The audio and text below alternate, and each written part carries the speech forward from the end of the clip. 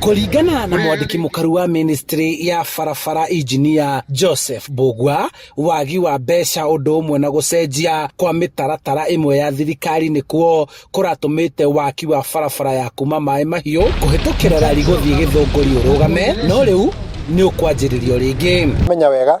thiini wa bururi witu twina uritu munini wa mbeca cia kuri handu, no ni tuguthi tukianlokaga thiini wa budget ya mwaka uyu tondu niyo ya mbere ya thirikari ino ya Kenya Kwanza, na turamenya wega ati kuria guothe kwina mathina ma land compensation andu acio ni mekurumbuyo nao raia wema andu aikari matura maria mahutitio ni maundu macio mathi makiroraga maundu maria mahutitie ke administration ako ni succession nigetha magatiga guikara wakinyagira rira mbia irarihanwo nigo mareyumiria magatwika mugunda ni wagukawe ungene wocowe na nduri wagarurwo nigetha uke maritwa-ini mao.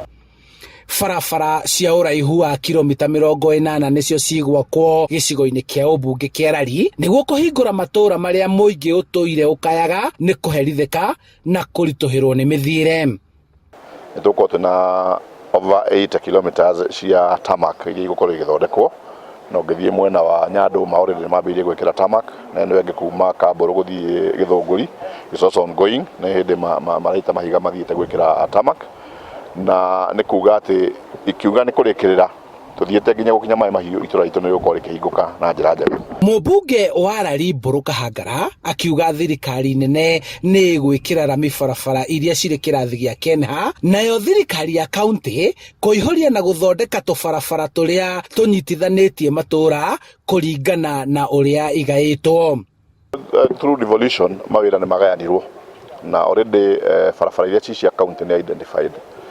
Mwihoko witu ni ati county maruta wira wao na national government na kuruta wira wao. National government already actually as we are talking barabara iria cirahutio ni rami thiini wa Rari tugutigaria probably about 20 kilometers iria cigokoci under the national government, the rest ni cia county. Kwa county ngiruta wira wao na national government itindika ratindika itura ritu rigukora hingukite na njira njega. Muingi uritie mambe marimirwo na guthikirwo marima maria marituhitie mithiire guku mbere ya mwene kandarathi acoketie macini ciake gwikira rami. Ni rucio tuthondekerwo bara ino turimirwo ifuratanwo kuma haha nginya ha Kariuki tondu niho etigareire haria mutito tutihota kugera tuhuragwo ni mikora koguo ri tungihoya twambe tuthondekerwo yothe ifuratanwo na twekererwo mora mwige kinya hindi yo ya guka gwikirwo rami no ri tutikoragwo twikobokata buto tukoragwo tukigwa hindi ciothe ona kuma kinya Sauri tondu kiumite kuma Avuradi igathie Sauri igathie kundu kuingi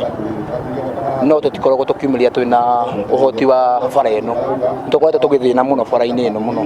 riu ona tukiumiria nyeni icio tuthia tukiguaga.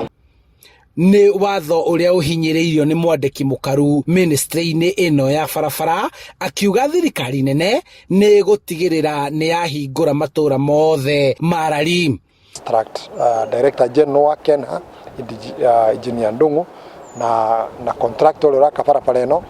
moke mambe mathondekere andu aya sections iria itekiritwo rami nigetha andu mahote guthie mena thayu na kuria gukorwo no kwarahe gutemwo mitaro ya mai na nigetha mbura ingihitia itumirire mweri-ini wa 10 aikaria matura maya na mugeri wothe wa barabara ino ndagatwika wa guthinika. Handu-ini ha Inooro TV kuma Rari kaunti-ini ya Kiambu, njitagwo Charles Gikunga wa Kariuki.